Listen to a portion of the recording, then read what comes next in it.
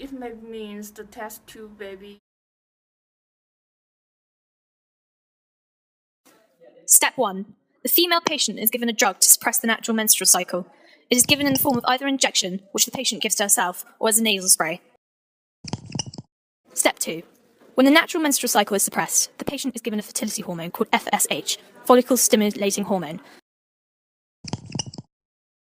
This is taken as a daily injection for the roughly 10 to 12 days, depending on the patient's response.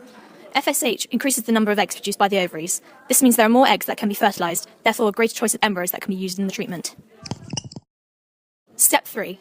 To monitor the progress of the treatment, vaginal ultrasounds or blood tests are performed. 34 to 38 hours before the eggs are collected, a final injection is given to mature the eggs. Step 4. The eggs are collected, under sedation and ultrasound guidance, by a needle being inserted through the vagina and into each ovary. The eggs are then collected through the needle. At the same time, sperm is collected from the male patient. The sperm is then washed and spun at high speeds for selection purposes. Step 5. The eggs are mixed with the sperm from the patient's partner or sperm donor in the laboratory for 16 to 20 hours. If the sperm are too few or too weak, they are injected into the egg individually in a process called intracytoplasmic sperm injection. After this time, the eggs are then checked for fertilisation. 3 fertilised embryos are grown for a further 1 to 5 days in the laboratory. The best embryo will be chosen for transfer. After the eggs are collected, the female patient is given medication to prepare the womb lining for the embryo transfer, given in the form of an injection, gel or pessary. Step 6. If the female patient is below the age of 40, a maximum of 2 eggs are used. If over 40, a maximum of 3 eggs are used. These restrictions are due to the risk of multiple births. The remaining embryos can be frozen for future IVF treatments.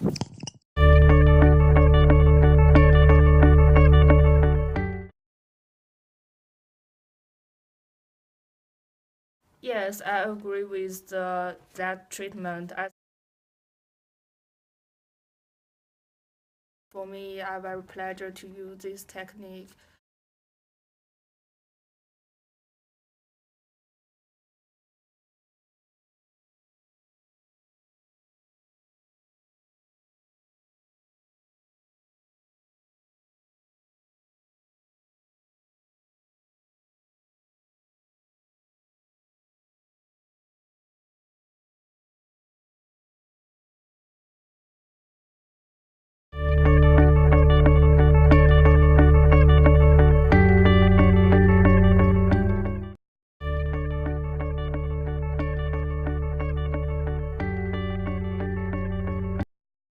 Little device through the neck of the womb, a bit like having a smear, and take a small sample. So it is straightforward, painless.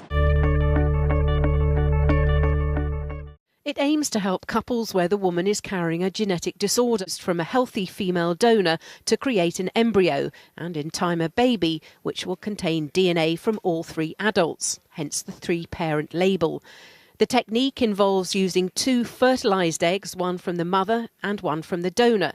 The nucleus of the embryo, the bit that contains the vast majority of our genes, is removed from both eggs and the donor's is discarded. The nucleus of the parent's embryo is inserted into the donor embryo, which has healthy mitochondria, and then implanted into the mother's womb.